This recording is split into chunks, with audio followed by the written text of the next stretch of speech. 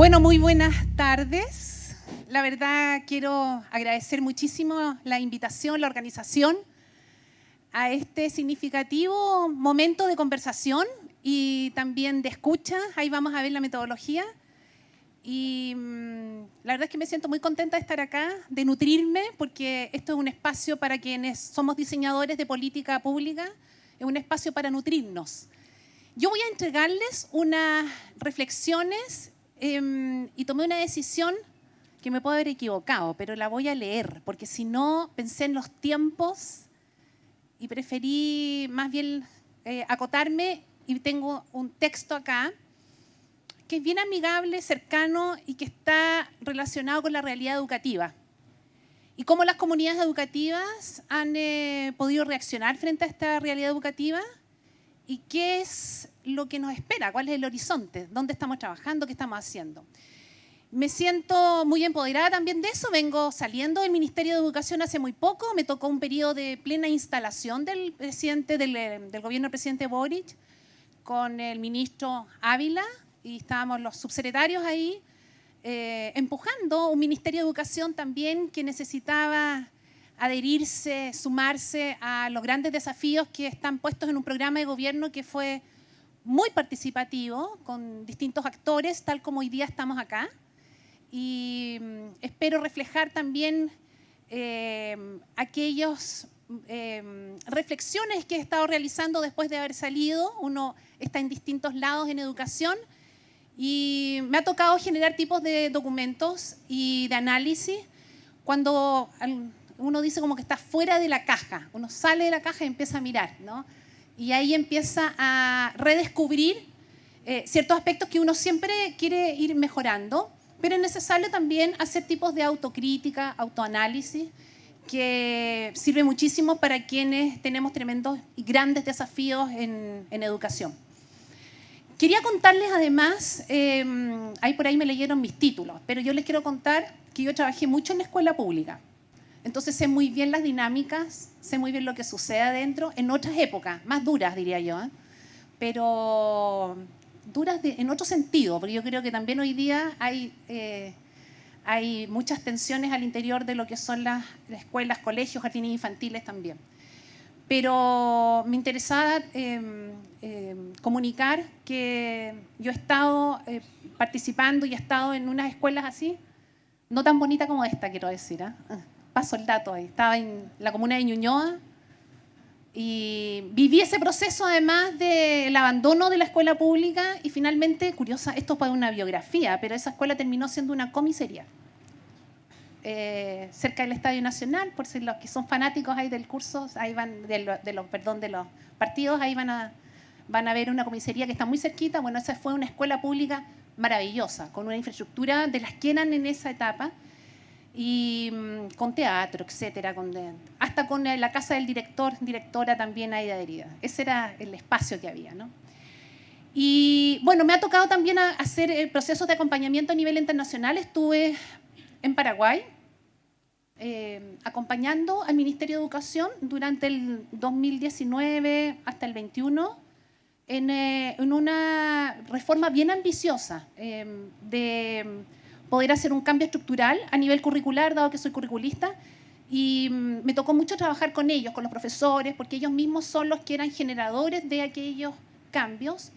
Y bueno, me tocó ahí estar haciendo ese proceso de acompañamiento junto con colegas de Finlandia, de Italia, de Bolivia. Era un equipo bien mixto. Entonces, mucha como vivencia y riqueza en esos espacios. Bueno, quiero partir saludando. Acuérdense que yo vengo del mundo bien protocolar además, pero voy a hacer un saludo breve. Quiero partir saludando al director, a su equipo, a todos los organizadores que han estado participando. Yo sé que hay mucho trabajo detrás de esto. A quienes incluso han puesto esta carpa, el ventilador. Mira, hay detalles, las flores, el agua que tengo ahí. A todos los integrantes de la comunidad educativa y un saludo bien especial a todos las y los estudiantes que nos han estado acompañando. Hace un ratito atrás me entrevistó una joven estudiante de segundo medio, ahí está, ¿sí? Y la felicito, porque la verdad es que me hizo interesantes preguntas y mantuvo ahí la atención y el interés durante la conversación que sostuvimos.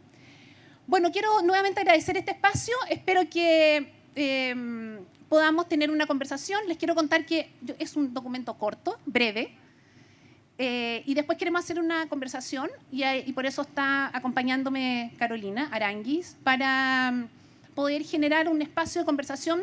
También yo estoy llamándola exploratoria, porque es un espacio corto, de una primera reacción, pero que les va a permitir también tener más información al equipo que ha estado organizando estas jornadas para poder derivarlo en un tremendo desafío que ustedes tienen, que más adelante van a tener que ir construyendo su propio proyecto educativo. Yo, como buena matea, me metí y estudié el PADEM, miré el proyecto educativo, miré la página web, y vi varias como también omisiones, que yo llamaba al director y le preguntaba, le hacía preguntas, todavía tengo interrogantes. Piensen ustedes que yo no conocía este colegio, he recorrido todo Chile, pero este no lo conocía. Entonces, para mí había preguntas y todavía tengo algunos vacíos, pero va a formar parte de las siguientes conversaciones que vendrán. Voy a partir.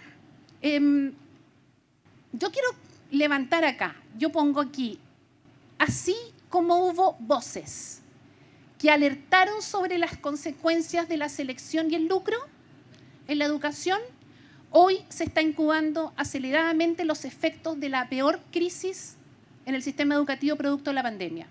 Así de drástico parto, y lo digo porque llevo más de 35 años trabajando en educación. Y estoy extremadamente preocupada por lo que viene y lo que estamos haciendo. Pero estamos a tiempo porque yo creo que con sabiduría, uno podría decir también es una oportunidad para hacer estas revisiones internas. Los organismos internacionales, y ustedes yo creo que lo han visto, lo han leído, se ha dicho, UNESCO, UNICEF, Banco Mundial, entre otros, advierten en un reciente informe de este año, a mitad de año, en junio, semestre, que la pérdida de aprendizajes claves tendrá un impacto de gran magnitud en el desarrollo cognitivo y socioemocional, especialmente de los grupos más desfavorecidos, lo que incrementará la pobreza y disminuirá drásticamente la falta de oportunidades. Se estima, y esta cifra es extremadamente preocupante, que el 70% de los niños de 10 años de ingreso medio y bajo no pueden comprender un texto simple. Ese es el orden de magnitud de lo que estamos. Yo debería ir pasando la lámina, porque voy reafirmando atrás lo que voy diciendo como para capturar más la atención. Entonces, si puedes avanzar ahí, me salté todo eso porque ya lo conocen. Sigamos.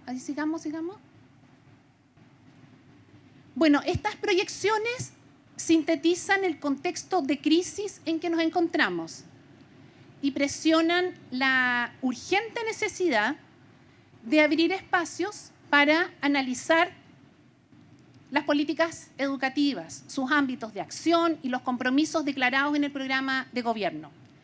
Este breve documento que lo tengo acá y que lo voy a publicar, en ningún caso pretende ser exhaustivo, no vamos a poder abarcar todo, pero sí busca lo que hoy día estamos acá, que es estimular una conversación necesaria sobre lo que se está proyectando y desarrollando en un momento de crisis en la educación.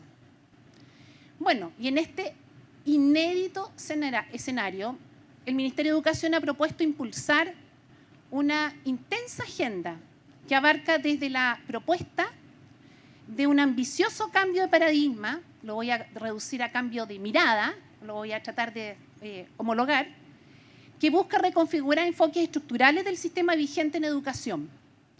Junto con eso, despliega un conjunto de iniciativas que forman parte de la política Seamos Comunidad, para responder a los distintos requerimientos que implica la reactivación educativa integral. Dentro de las principales estrategias están ahí, lo traté de resumir, es lo que ustedes manejan, están accionando también muchas de las actividades, y ahí hay un plan de mejoramiento de infraestructura a nivel nacional, la implementación de programas para el fortalecimiento de la convivencia, el bienestar y la salud mental. Asimismo, contempla acciones y recursos para fomentar habilidades en lectura, escritura y matemáticas, y paralelamente incorpora un plan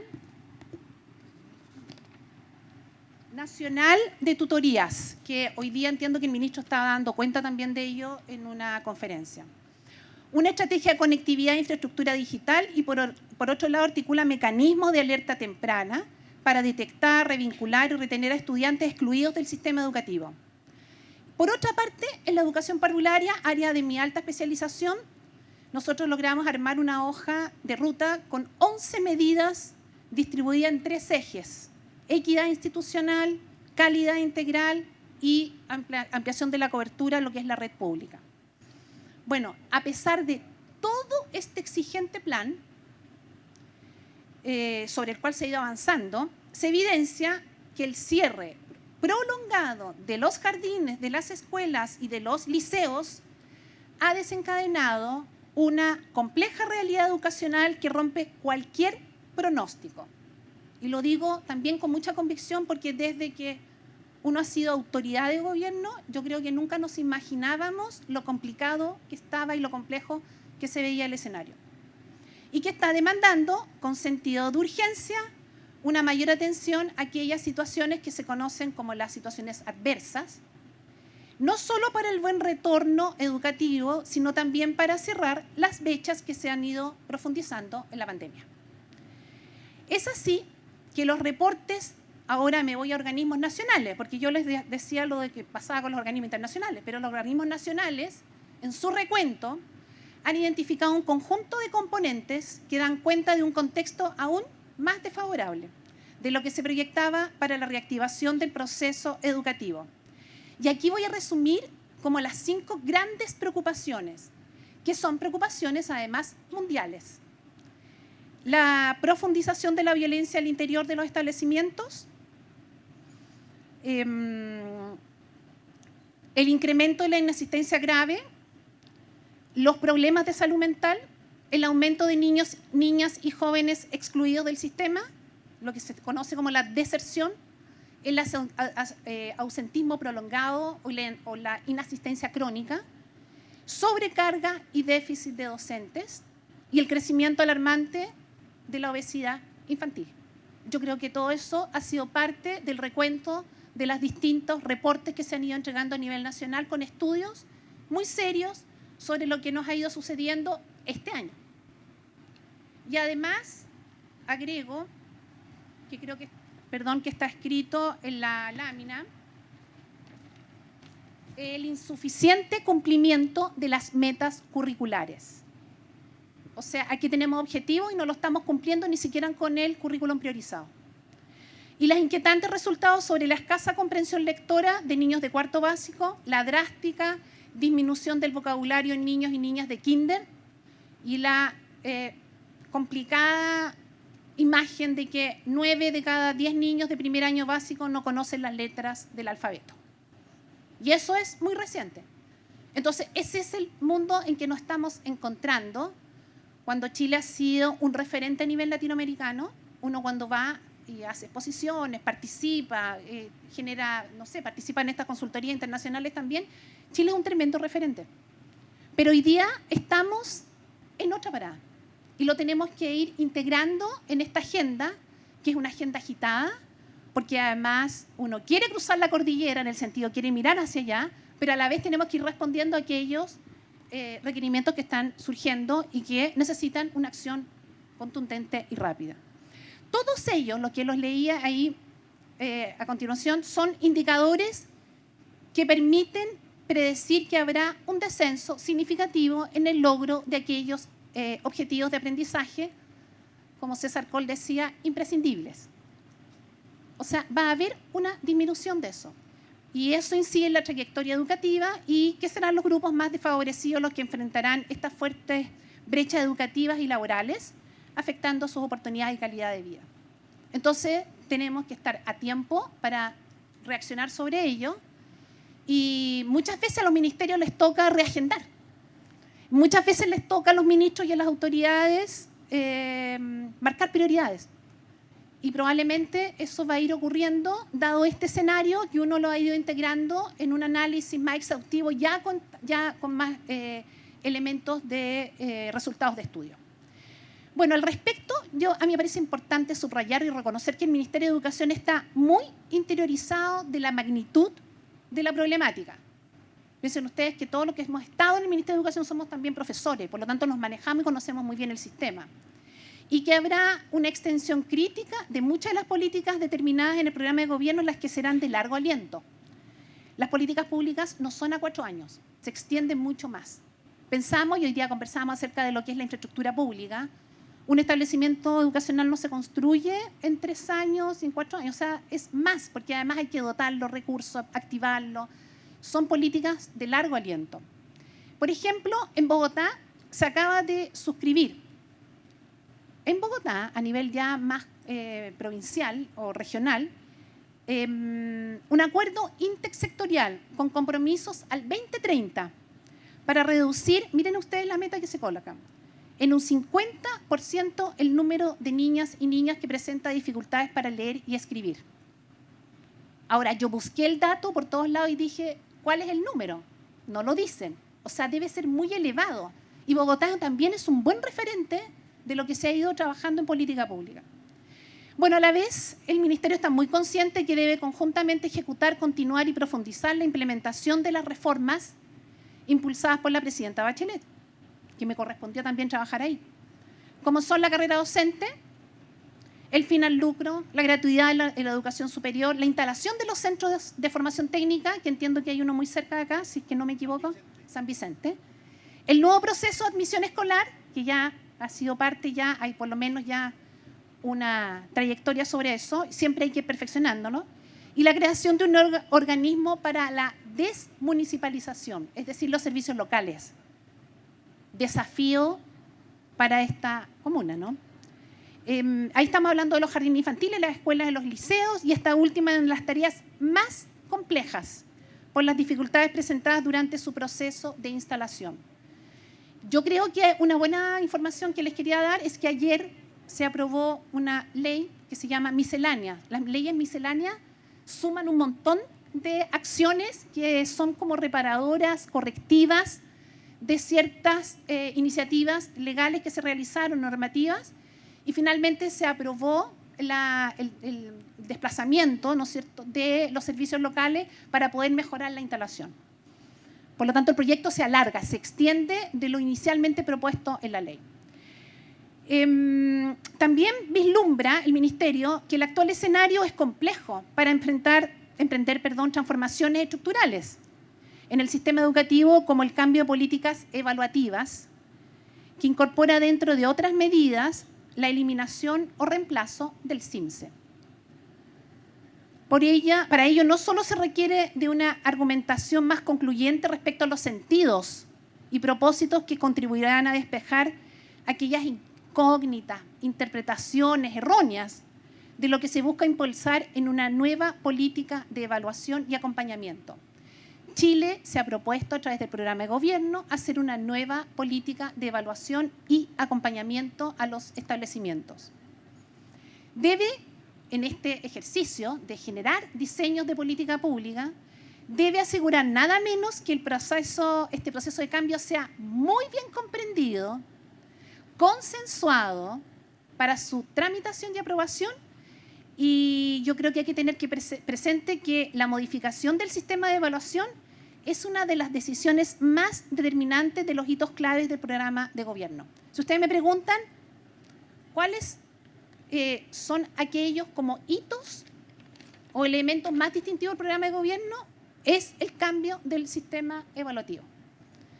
Y yo creo que hay avances en eso, porque quienes hoy día son seguidores del CIMSE se dan cuenta que hay dificultades respecto a lo que ofrece el CIMSE. Y por lo tanto, hay análisis de hacer cambios sustanciales en eso, pero para ello se requiere conversación, conversación, conversación para lograr avanzar. Y probablemente los pasos van a ser más cortos, pero sí estoy segura y convencida de que se va a realizar un cambio de la política evaluativa. En suma, el Ministerio de Educación tiene muy claro que debe enfrentar un reto de gran envergadura en circunstancias sociales, culturales, también restricciones fiscales. Estaba hablando acá con el doctor Sandoval, sí, sobre un paro que tiene la Universidad de los Lagos, ¿no? Y esto a propósito de que no se les van a incrementar, según la decisión de las autoridades, de incrementar el porcentaje de las remuneraciones, sino que solamente el 3% y no el 12%. Entonces, hay restricciones fiscales que hoy día están golpeando también a comunidades educativas como la de educación superior. Sabe que el derrotero, el camino, es complejo. Y lo que ocurra o no ocurra en este proceso tendrá una incidencia profunda en la biografía de cada estudiante. Es así de determinante esto, ¿no?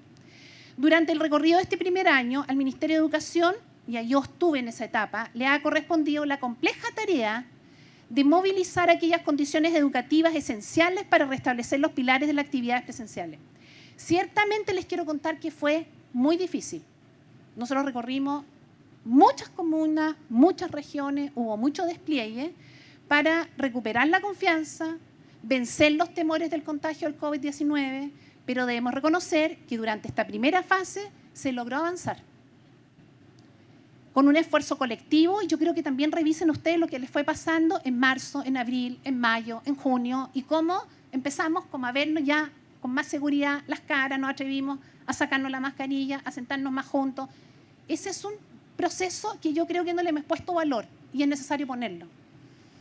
Y yo diría que fue un espacio de escucha, de mucha flexibilidad y yo diría de mucha comprensión de parte de los directivos y de los docentes, para entender qué les pasaba a los apoderados, a los estudiantes, qué nos pasaba como comunidad educativa para recuperar esta, comillas, normalidad, ¿no?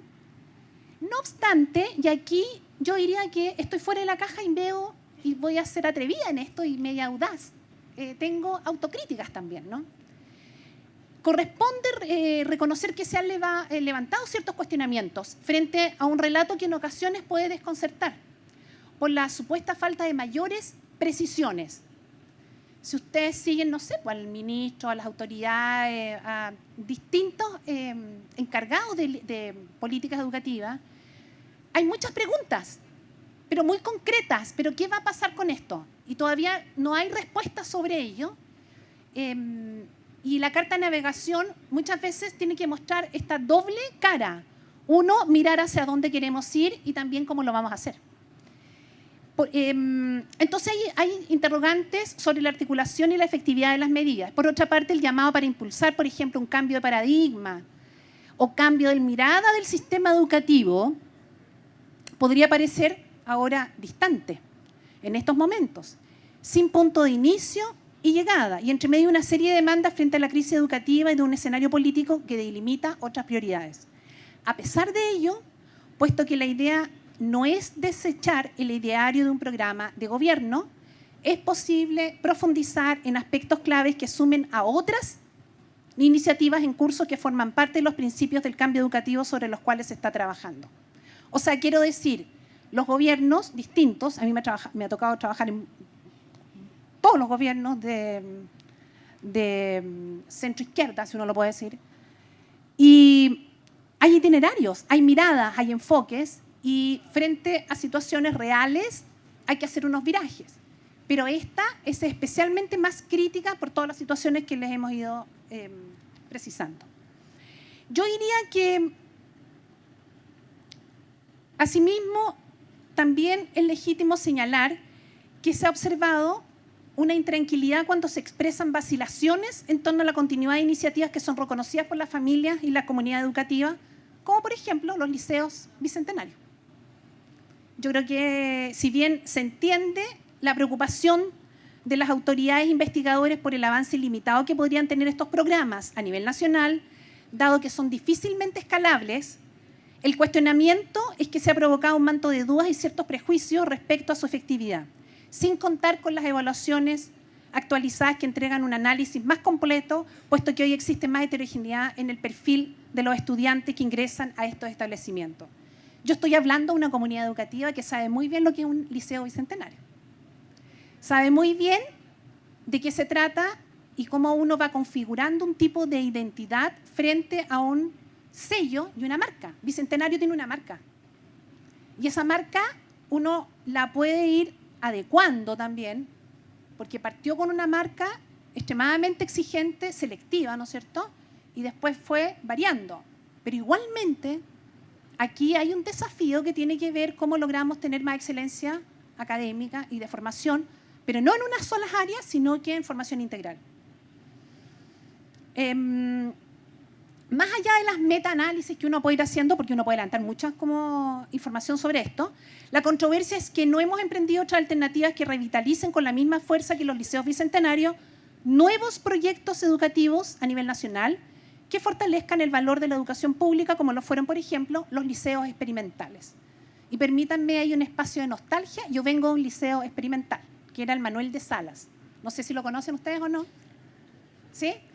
Tiene su historia. Fue el primer colegio mixto, fue el primer colegio que reconoció que fumaba marihuana. Estoy hablando de hace muchas décadas atrás. Y así, un colegio muy activo en eso, y que fue un liceo experimental, donde venían los estudiantes de las carreras de pedagogía, que era altamente selectivo en ese mandato, digamos, de poder tener a los mejores profesores, donde se hicieron muchísimas innovaciones. Entonces, crecí como estudiante en un ambiente donde había procesos de innovación que permitían que uno podía buscar las identidades y al mismo tiempo tipos de innovación. En ese mismo camino es comprensible, y pongo otra duda acá, que nos fue pasando en el camino, que ha surgido una polémica respecto a las orientaciones del Mineduc cuando agregan otras alternativas de conmemoración en el calendario escolar 2023. ¿Se acuerdan de la polémica esa? ¿Sí? ¿No se acuerdan? ¿Cómo que no veo cara? ¿No llegó acá entonces la polémica? No, el calendario escolar, si bien el propósito, acuérdense que el Ministerio de Educación, a través de las distintas secretarías ministeriales, entrega una bajada sobre el calendario escolar, y ahí vienen conmemoraciones. Entonces, en algunas ocasiones las sugerencias son muy reducidas y en otras son más maximalistas o minimalistas, transitan de un lado a otro. Si bien el propósito era enriquecerlo, para que las regiones tuvieran más opciones en sus decisiones, es fundamental resguardar y reafirmar aquellos patrimonios culturales en la comunicación de estas iniciativas. Yo creo que conjuntamente uno quiere dar pasos de innovación, pero a la vez tiene que buscar aquellas raíces identitarias que tiene el sistema educativo. Es un ejercicio bien virtuoso, ¿no? Estoy terminando. En otras palabras, cada paso de cambio debe ser estudiado en función de la gran cantidad de variables que se cruzan en el campo de la innovación. Debemos aprender a prepararnos para un mundo cambiante, pero que también busca resguardar ciertas raíces.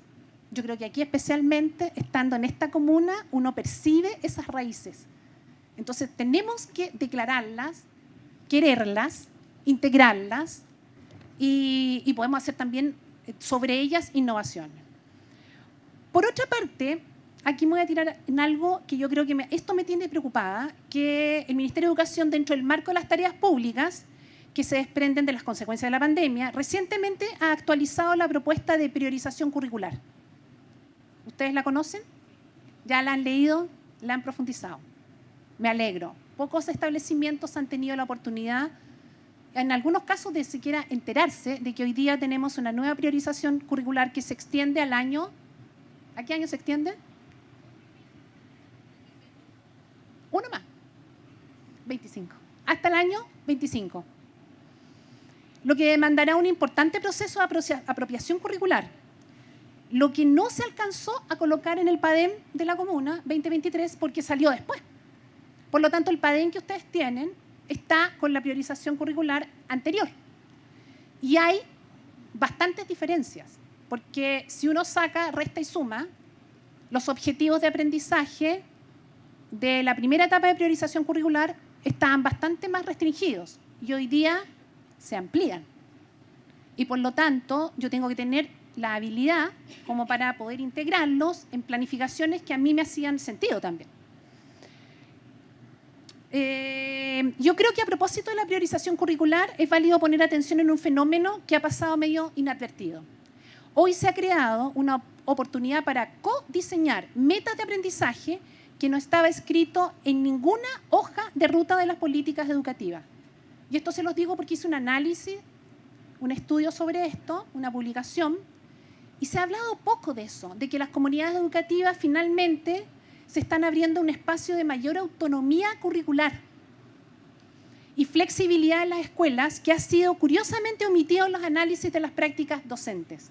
Se ha hablado más bien de otras situaciones, pero no de estas decisiones curriculares.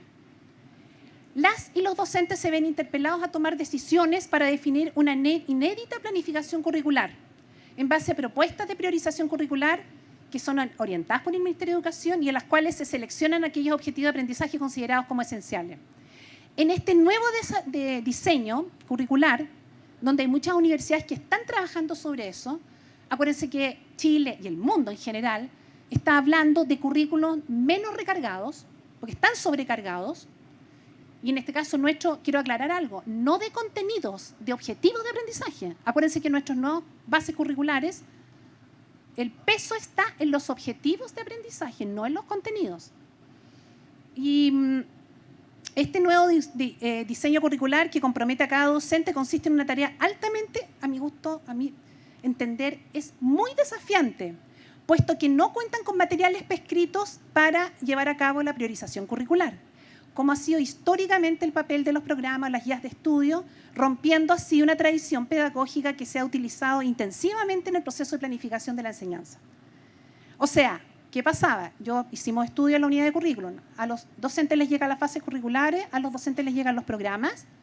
Los docentes se manejaban muy bien en los programas. O sea, de hecho, yo podría preguntarle a un docente de lenguaje dónde están los objetivos de tal y tal cosa, y me va a decir hasta la página, porque se lo maneja perfectamente.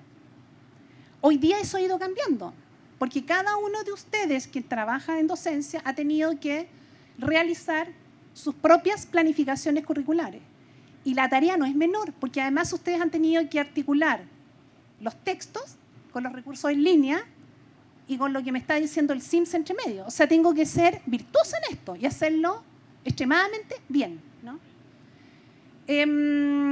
Bueno, pero yo revisando el PI de la escuela, y creo no equivocarme porque no lo volví a leer, me encontré que ustedes habían hecho programas propios. ¿Es así o no? ¿Sí o no? Sí, más o menos parece. Voy a tomar un poco de agua. ¿El 2019? Yo vi el decreto. ¿Sí?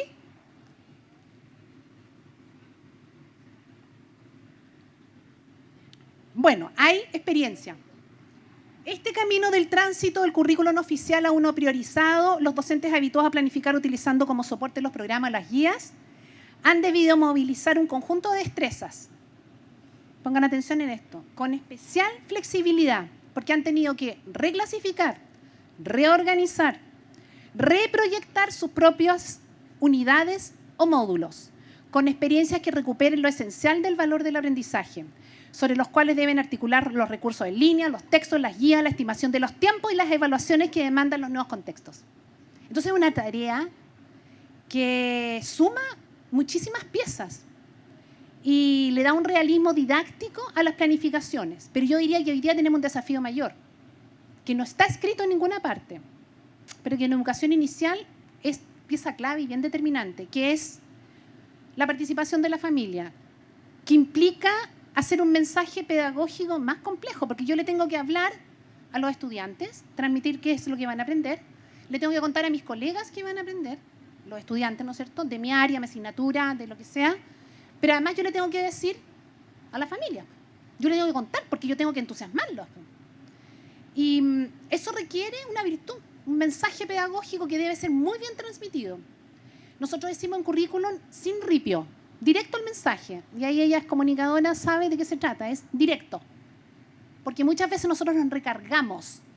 O sea, de hecho, yo le contaba ayer al director en mis reflexiones, me leí varios PADEM, me he estado leyendo varios, 500 páginas, 560 páginas.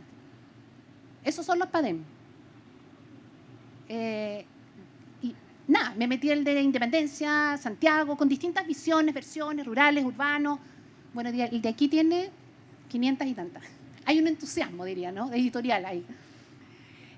No, lo que pasa es que los PADEM, además lo que sucede es que muchos de los PADEM dan cuenta de una descripción muy fina de los establecimientos. Entonces, en su estructura cuesta. Pues, piensen ustedes que yo soy externa y que quiero leer algo y quiero ver cuáles son los desafíos que tiene. Entonces, hay una lógica de construcción que a mí me costó. Pero no es aquí, ¿eh? Es la estructura que se da también para los padres. Entonces, yo creo que tenemos que ir revisando todo eso. Me quedé en la familia y con esto termino. La tarea de comunicar demanda enfoques y metodologías que requieren ejercitarse. Y 2 minutos, Carolina. Le quiero contar una experiencia breve, porque nosotros lo hemos hecho. Cómo nosotros hemos asesorado y hemos acompañado comunidades educativas a que puedan explicar qué es lo que están haciendo. Nos pasó ahí, bueno, en Peñaflor, yo creo que ahí Carolina, bueno, tiene un rol más protagonista. Sí, ahí está, se escucha. Hola, buenas tardes. Felicitaciones primero, porque sé que se hace dura la tarea, ardua de estar aquí frente, no sé, 32 grados, algo así, ¿no? Debemos estar. Y la mañana, el entusiasmo va, en la medida que aumenta la temperatura, bajando el entusiasmo, me imagino, por estar aquí y tratar de estar alerta. Quiero contarles algo muy breve. Nosotros, bueno, con Marisabel somos una dupla que ha elaborado distintas propuestas en lo técnico-pedagógico, en lo comunicacional, en lo organizacional, mucho a través del coaching. En esa lógica trabajamos en el 2019 con el DAEM de Peñaflor, donde las educadoras principalmente en ese momento se estaban apropiando de la priorización y de las primeras normativas y el marco para apropiarse de lo que eran en ese entonces las recién estrenadas bases de la educación parvularia. Entonces quisimos hacer un ejercicio con las educadoras. Estaban los distintos jardines de la comuna y les pedimos que nos hicieran una presentación de sus páginas web y de cómo ellas estaban difundiendo lo que eran estas nuevas bases de educación parvularia. Y se los cuento porque puede ser algo que pudieran ustedes también tomar y utilizar. Nosotros veíamos cómo están trabajando los chicos aquí haciendo fotos, haciendo video, haciendo entrevistas. Y es como darle este impulso a la comunicación de lo que estamos haciendo. Porque yo estoy segura que detrás de todo este gran levantamiento hay incluso muchas cosas más que pudiéramos mostrar, que pudieran ser de referente para las comunas contiguas o incluso para el propio trabajo de los chiquillos que están hoy día empoderándose en distintos espacios, en distintas facetas que pueden proyectar incluso profesionalmente. No me cabe duda que por ahí las chicas que están haciendo las entrevistas les interesará la comunicación en sus distintas fases, ¿no? Bueno, las educadoras hicieron presentaciones de sus páginas web, contaron las distintas experiencias, nos mostraron, salieron de su tradicional enorme cantidad de actividades con las que cumplen e hicieron bellas presentaciones muy creativas. ¿Y qué permitió? Que se miraran, que vieran lo positivo que habían hecho, que vieran cuán creativas habían sido, que vieran la posibilidad de generar nuevas redes, que tuvieran un mayor sentido de cuerpo y que también compartieran distintas experiencias y vieran que nos repetimos, que a lo mejor lo que dijimos ya está todo dicho, pero que desde nosotros, desde la autenticidad, desde el origen, desde la particularidad, eso toma también nuevas perspectivas. Les comentamos esto porque creo que puede ser una buena idea, mirarse, cómo nos estamos mirando, qué estamos transmitiendo, cómo somos y cómo lo mostramos. Siempre nos quejamos de que los gobiernos cuentan mal lo que hacen. Hagamos una contribución, contemos lo que estamos diciendo, mirémonos. Y eso nos va a hacer reevaluarnos, centrarnos, tomar un concepto mayor de nuestra identidad propia, porque aquí hay una gran cantidad de cosas que todavía hay por mostrar. No me cabe duda a mí. Lo que he visto acá ha sido fantástico, maravilloso. Entonces les dejo esa experiencia para que la tomen en los cursos, en los talleres, desde el equipo directivo y que nos miremos. ¿Qué es lo que estamos proyectando? Si queremos buscar quiénes somos, quién es el Liceo Víctor Jara, cómo estamos llegando, mirémonos nosotros. ¿Qué estamos diciendo? Mucho, poco, demasiado adjetivado, fome, compasión, con las dificultades, partiendo de lo positivo, que es la gran invitación que finalmente hace uno desde el coaching, de relevar lo positivo y lo que hemos aprendido en nuestra fortaleza. Eso. Bien, muchas gracias. Carolina. Sí. Esta es una experiencia bien concreta que vivimos en una comuna en Santiago, alrededor de Santiago, como en el segundo anillo de Santiago, ¿no? Y fueron muchísimos establecimientos los que participaron en ello. Bueno, para cerrar, yo creo que siempre es pertinente cuando uno va mirando estas luces y sombras que van apareciendo en un año extremadamente complejo, sensible, donde van apareciendo también otro tipo de antecedentes. Yo insisto, como especialista en política pública, yo creo que es muy importante analizar nuevamente las expectativas y rastrear esas percepciones. Hoy día en la política pública se está hablando de cómo yo capturo más subjetividades. Y eso significa conversar, dialogar, juntarse, a pesar de todo este calor que hay acá y todo, pero es muy positivo. A tal punto que estoy convencida de eso, que les quiero contar estas cosas que le suceden a uno como autoridad de gobierno. A mí me pasó de que en un minuto había mucha crítica respecto a lo que es la educación pública en educación inicial. Y decían, no hay nada. Cuando el gobierno de la presidenta Bachelet se destacó muchísimo por hacer crecer muchas salas cunas y jardines infantiles, ustedes lo vieron, hubo problemas pero con unos estándares de construcción que superaban cualquier jardín de Dinamarca. No sé si aquí cerca hay, pero yo me acuerdo que fui a inaugurar uno en Chépica, ahí más o menos cerca, digo yo, pero... Y eran muchos. Entonces dije, ¿sabes qué? Yo creo que ellos no saben lo que estamos haciendo. Entonces les dije, ya, organizamos con todo el equipo, los subimos a un bus y los llevamos a un jardín infantil en Quilicura. Quilicura es una comuna bien especial porque hay muchos migrantes, absolutamente un jardín infantil nuevo. Y los llevamos a todos estos analistas, los que opinan, los columnistas de educación, y los sentamos, de todos los colores políticos, y los sentamos a conversar sobre educación en un establecimiento educacional. Que lo recorrieran, que preguntaran, que hablaran con la manipuladora de alimentos, con los asistentes, las asistentes, con la directora, con las madres, etcétera. Que vieran por qué se había definido colocar, por ejemplo, unas zonas ecológicas al interior de los establecimientos.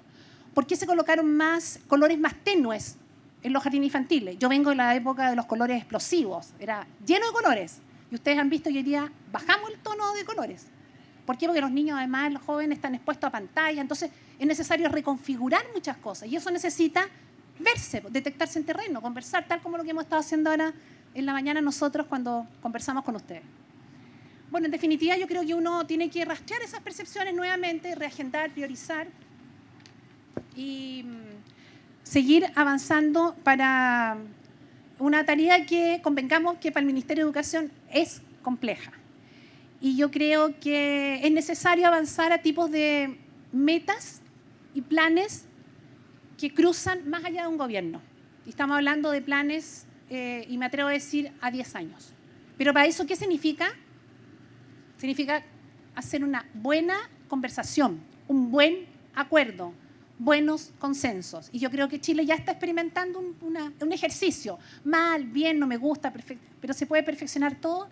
Y yo estoy segura que en educación, para lograr lo que queremos y a dónde queremos llegar, es necesario generar tipos de acuerdos con metas concretas que recojan estas percepciones, lo avanzado, lo positivo y lo que se requiere ir ajustando y cambiando. Pero eso no se hace en 3 años, ya quedan 3 años, sino que esto se tiene que prolongar por lo menos 10 años. Y eso es lo que se ha estado haciendo. Ustedes han visto un gran lanzamiento de la política mundial de UNESCO, donde habla reimaginar la educación, hablando de pactos sociales. Chile tiene que avanzar hacia eso. Y eso es lo que me permito sugerir, porque, como dice ahí la UNESCO, dice, la educación debe intentar unirnos para proyectar un futuro sostenible. La única forma de hacerlo es así. Así que les agradezco. Muchas gracias por la atención. Yo sé que estamos aquí medio acalorados, pero yo encantada de poder acortar un poco la presentación, pero esto es parte de un documento que yo voy a sacar. Me parece que es bueno, desde el plano en que uno está, mirarse, remirarse, salir, entrar, mirar la caja, no la caja, y recoger e ir avanzando. Queríamos continuar muy cortito y hacer un pequeño ejercicio, porque no nos vamos a ir contentos si ustedes no hablan. Entonces quería preguntarle a la Carola cómo estamos con los tiempos.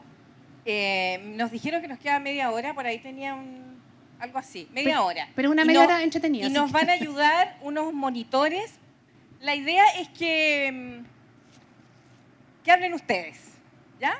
Queremos escucharlo, no tenemos el espacio para escucharlos a cada uno, por lo tanto lo que vamos a hacer, les proponemos es un pequeño ejercicio de trabajo en grupo, en la idea de que a partir de lo expuesto y a partir también un poco de lo que han escuchado en las otras ponencias, porque obviamente todas van en la dirección de cómo estamos reimaginando la escuela y reimaginando este espacio, escucharlos desde sus propios pensamientos, desde la identidad, desde la realidad. A lo mejor uno viene y habla cosas que son tan etéreas, pueden sonar tan a nivel nacional, y a mí cómo me toca eso. Entonces, es el espacio para ustedes.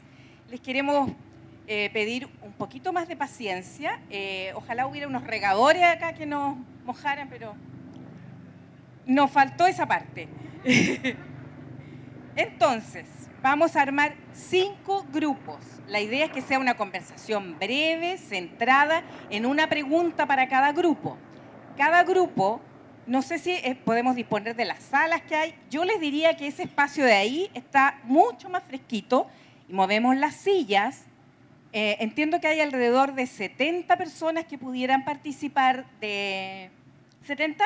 Eso. Entonces aquí la modelo, el modelo o el modele va a repartir unos números y eso va a indicarles el grupo al que se van a adscribir. Son 5 grupos, ¿ya? Entonces, aquí vamos a ir poniendo las preguntas para cada grupo. Si las pueden anotar, mejor. Si no, yo puedo pasar por los grupos y recordarles la pregunta.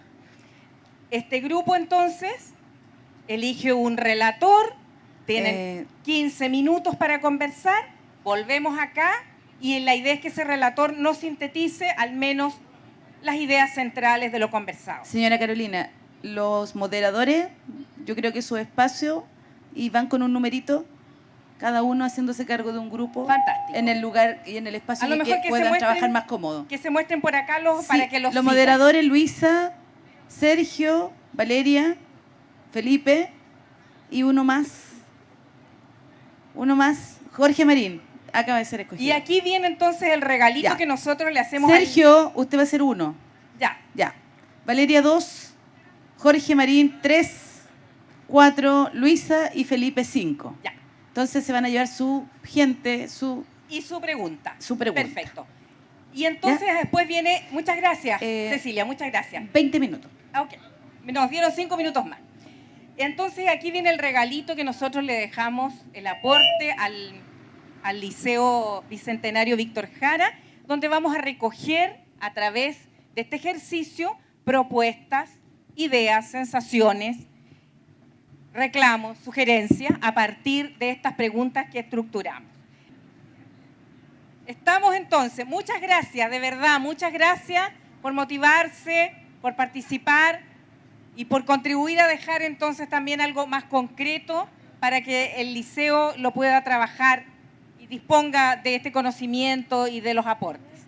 Entonces, los vamos a invitar que cada uno de los representantes haga una relatoría breve, un par de minutos cada uno. Los representantes del liceo pueden estar además tomando nota de las cosas que les pueden servir. Entonces yo les voy a dejar el micrófono, se presentan brevemente, ahí atrás hay un micrófono y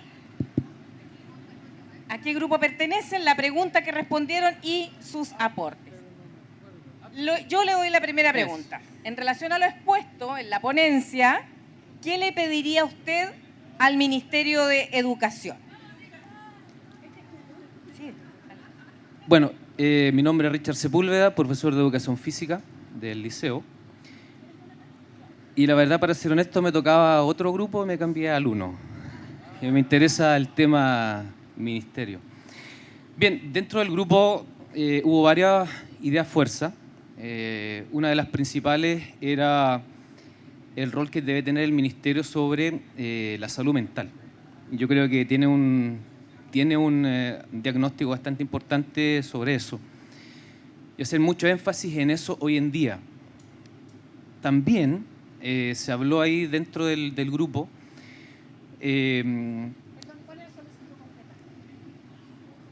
implementar acciones efectivas a los establecimientos, a los liceos, para tratar esta problemática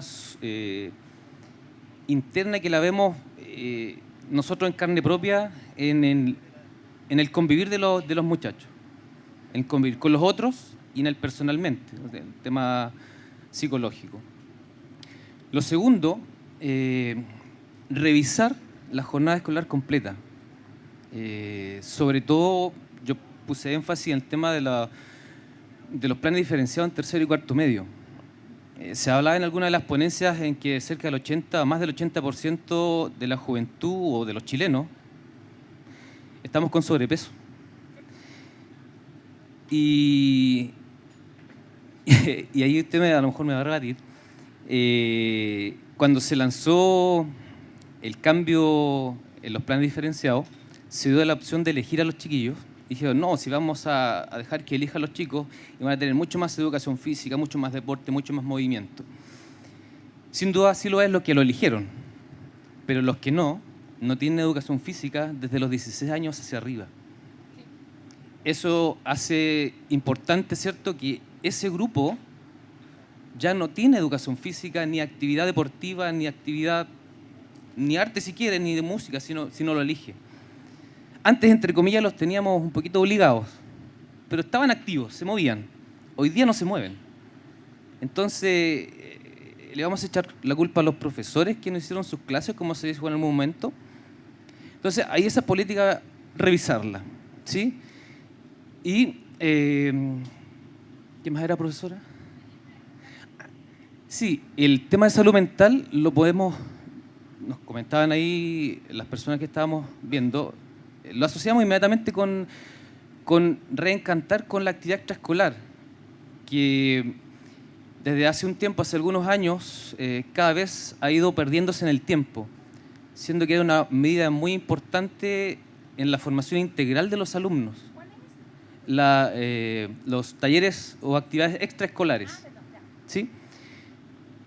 Y ahí tenemos deporte, cultura, arte. Y un aspecto importante que movía los talleres extraescolares era la motivación, fundamental para cualquier aprendizaje.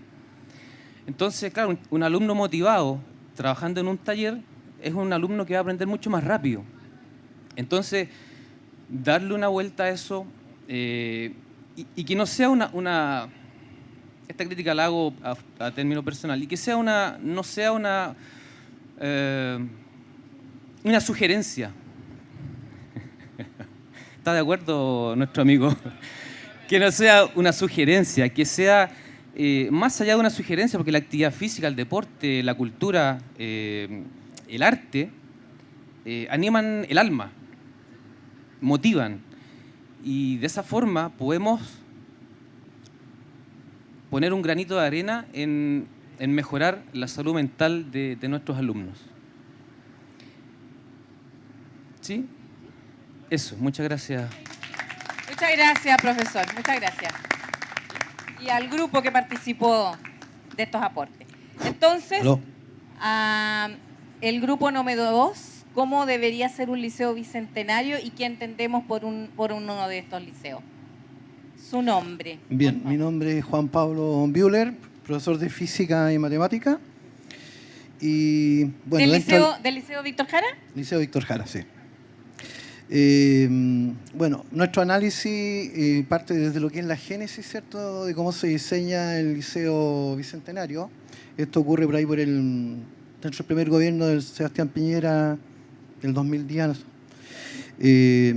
Y bueno, el Bicentenario es como una réplica de colegio emblemático, ¿cierto?, donde se quiere recoger 3% de estos estudiantes de excelencia que tenemos en el mundo, ¿cierto?, donde están los estudiantes más vulnerables, pero siempre estadísticamente existe un porcentaje de buenos estudiantes, de muy buenos estudiantes que vienen con esas capacidades y habilidades superiores ya instaladas.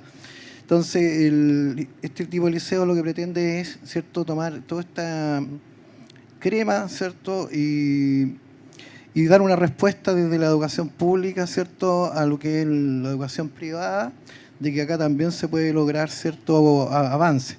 Ahora, la forma como se hace esto es mediante, obviamente, selección. Y ahí ya hay una contraposición, ¿cierto?, con las prácticas que rigen en la actualidad, porque ahí estamos topando con lo que es la inclusión. Digamos, hay un tema ético de por medio también. Entonces, nuestra mirada, si bien el Liceo Bicentenario que a nosotros nos gustaría en la actualidad es un liceo que le entregue una formación integral. Y cuando digo integral es que no solamente se base en lograr todos los objetivos que tiene el currículo, ¿cierto?, sino que también en la parte valórica, en la parte humana, en la parte, lo que tiene que ver con la solidaridad, en personas que en el futuro sean un aporte a la sociedad, que sean emprendedores y que sean futuros líderes. Para mí me gustaría tener estudiantes que sean líderes en el futuro y que no vean pasar la historia, sino que hagan historia.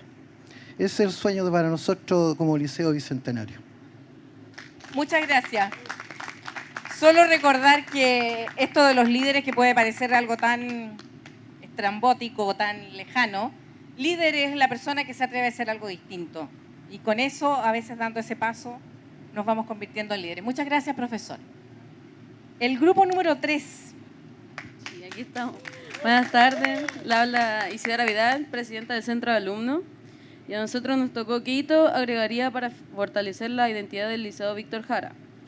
Nosotros pusimos 5 puntos muy importantes que queremos agregar al calendario.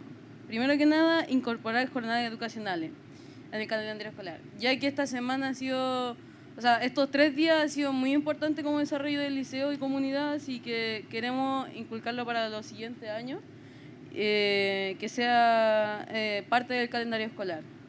El segundo, establecer Día de la Familia, para así hacerlos partícipes en el liceo y de manera, como comunidad, inculcarlo en el sistema educativo.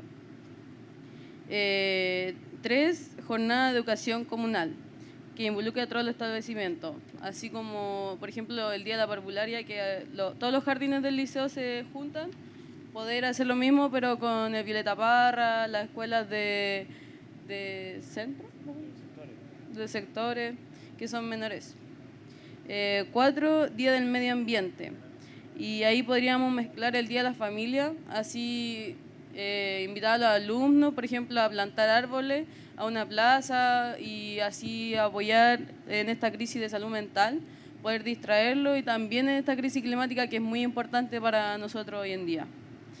Y 5, Semana de Salud Mental, que también es otra crisis muy importante que tenemos como comunidad y a nivel mundial, así que es muy importante tocar estos puntos. Muchas gracias. Gracias, yo creo que un reconocimiento especial para la organización que se están dando ustedes y que además estén aportando y dando la voz y cara acá. Así que muchas gracias y felicitaciones.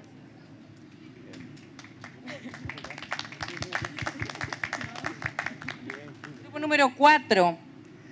Bueno, yo soy del grupo número 4, mi nombre es Oscar Ríos Bonifaz y soy psicólogo del programa de integración y también del programa de hábitos saludables de acá del liceo.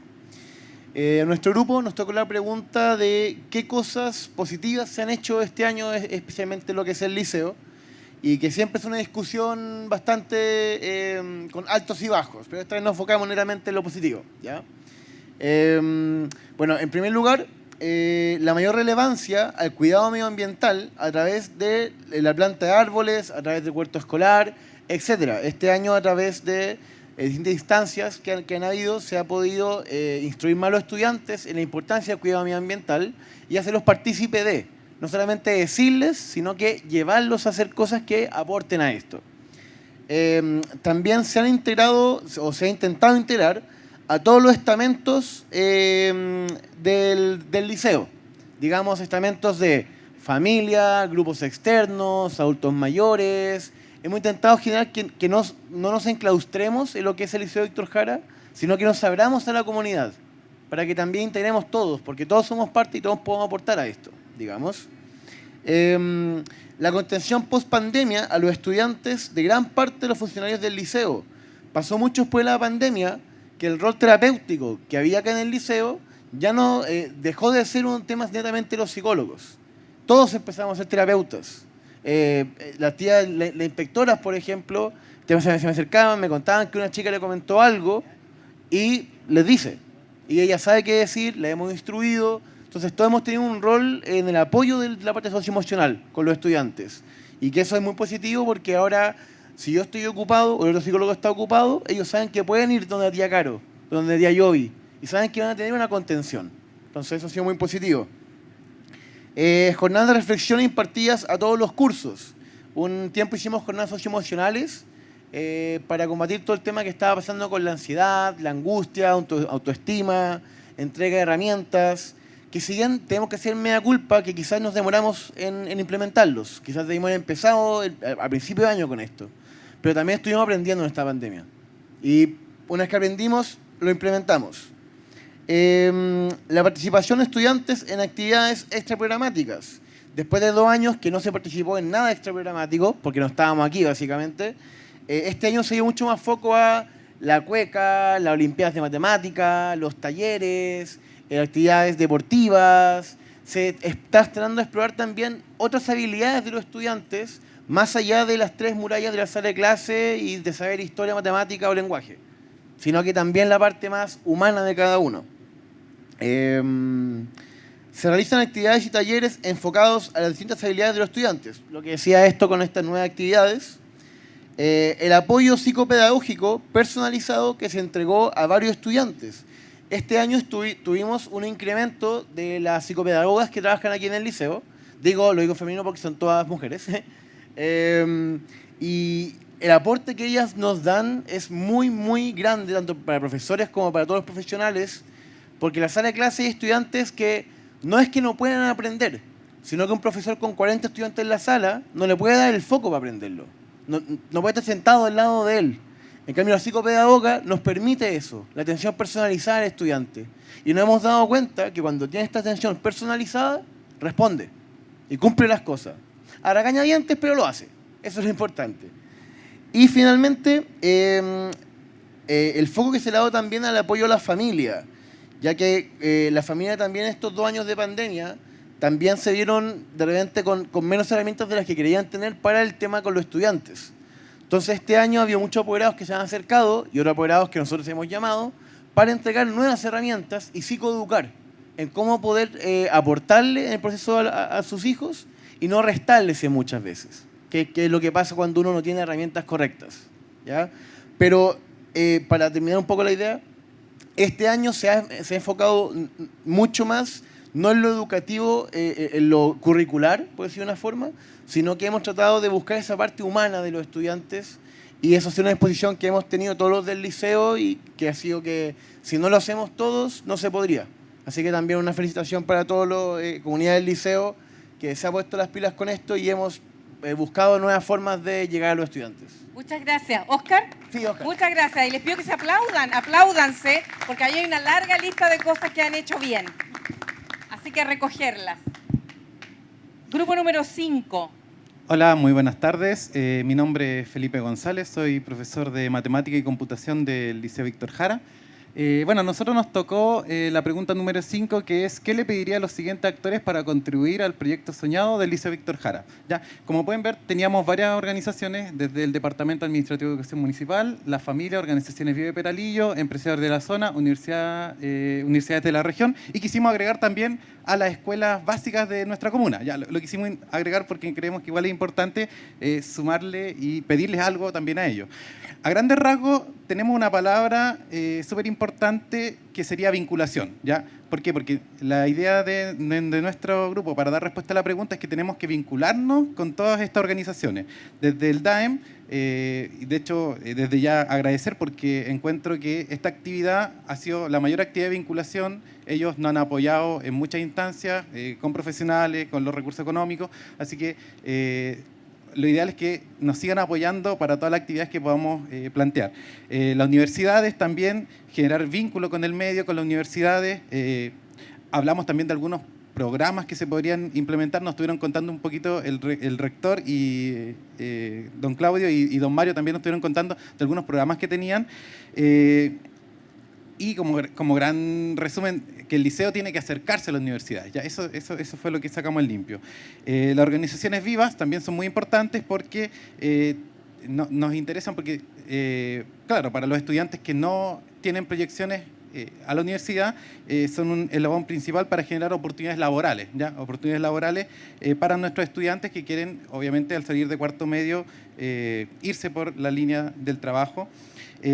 Para las familias tenemos varios conceptos, el compromiso, hablamos, participación de los apoderados en las actividades que implementa el liceo. Para los empresarios, desde el auspicio, obviamente que es muy importante para nosotros, generar vínculos también con los empresarios, el tema de ojalá en algún momento ver si existe la posibilidad de alguna beca para alguno de otros estudiantes que pueda desarrollarse en alguna área particular. Y termino con esto, con las escuelas básicas, que yo creo que es súper importante porque tenemos que vincularnos a través de varios espacios, ¿ya? Encaminar a los apoderados, hablamos, ¿ya? Vincular desde que los estudiantes están en la educación básica, hacer un encuentro con ellos, acordar algunas conductas regulares que de repente trabajan en la educación básica y después se pierden después de nuestro liceo. Y obviamente el más importante, que elevar las expectativas de la familia, ¿ya? Ese es un tema que, si bien nosotros tenemos que trabajarlo como liceo, encontramos que es súper importante que se empiece a trabajar desde las edades más pequeñas de los estudiantes junto con las familias para poder romper, entre comillas, estos paradigmas que muchas veces son los mismos apoderados con los que les colocan la barrera a los chiquillos, ¿cierto? Así que como grupo, eso sería nuestro gran resumen. Nos quedamos con la palabra vinculación. Muchas gracias al grupo número 5. Yo por mi parte, para cerrar, voy a dejar a María Isabel. Quiero rescatar 3 conceptos. La colaboración, la vinculación y esta importancia de pedir, ¿no?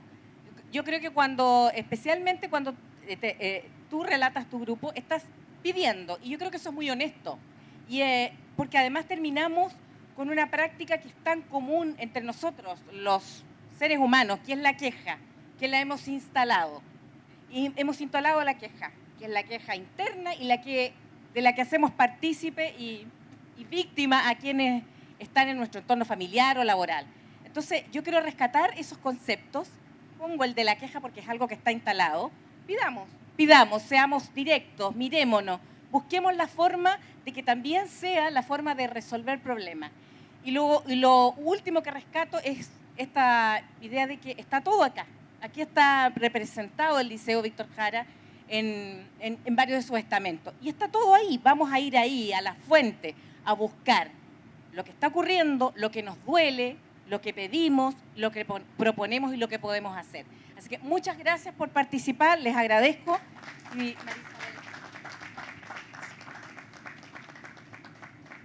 Bueno, también quiero agradecerles las reflexiones que realizaron en el equipo y comunicarlas, ¿no?